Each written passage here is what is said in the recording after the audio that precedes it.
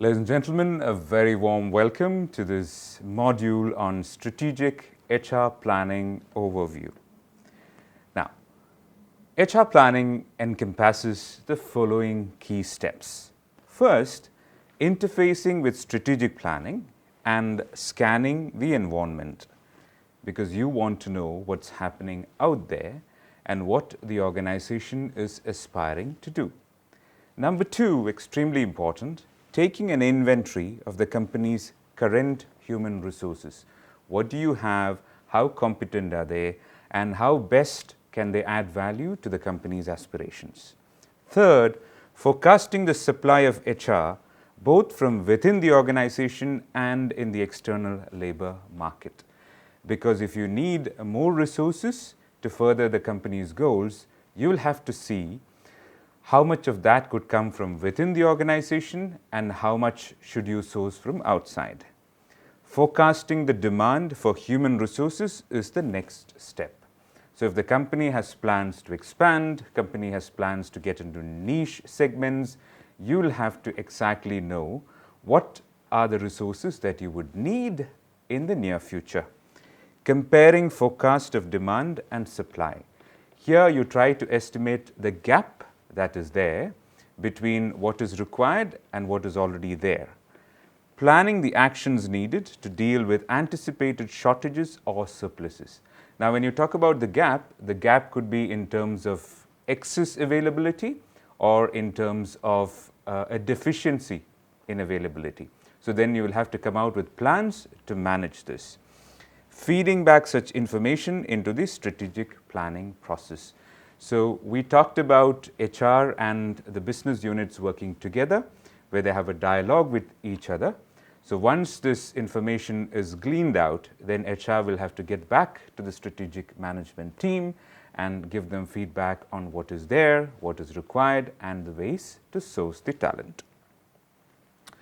Overview of HR planning. First of all, what is the responsibility for HR planning? The thrust for HR planning has changed, definitely. There's much greater line management involvement in HR planning and thus greater strategic impact. What we mean by this is HR is now proactively communicating with managers who has a better and clearer understanding of what the requirements are and what the availability is. And that has really added value to the whole process. A failure to plan for HR. A survey has indicated that the most common problem in HR planning is a lack of precision in business operating plans, as little is gained by grafting an HR plan to an unreliable business plan.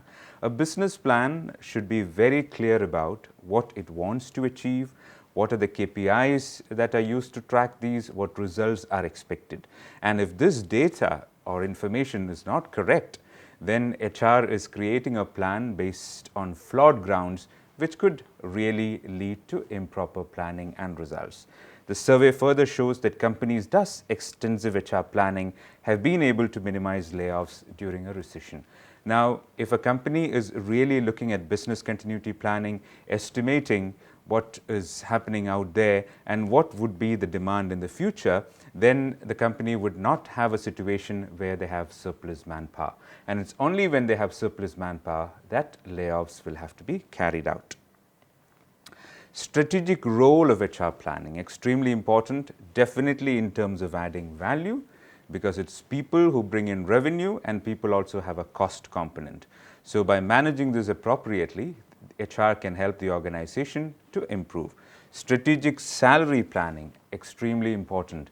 How much are people paid out there? What are the really scarce talents that the organization should take care of?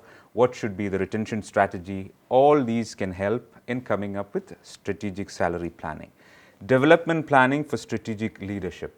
Now, we are all in a very volatile, uncertain, complicated, and ambiguous environment.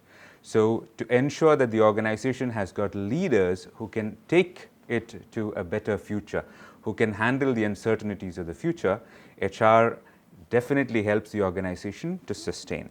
Assessment of strategic alternatives. Now, when you talk about strategy, basically we are talking about strategic priorities.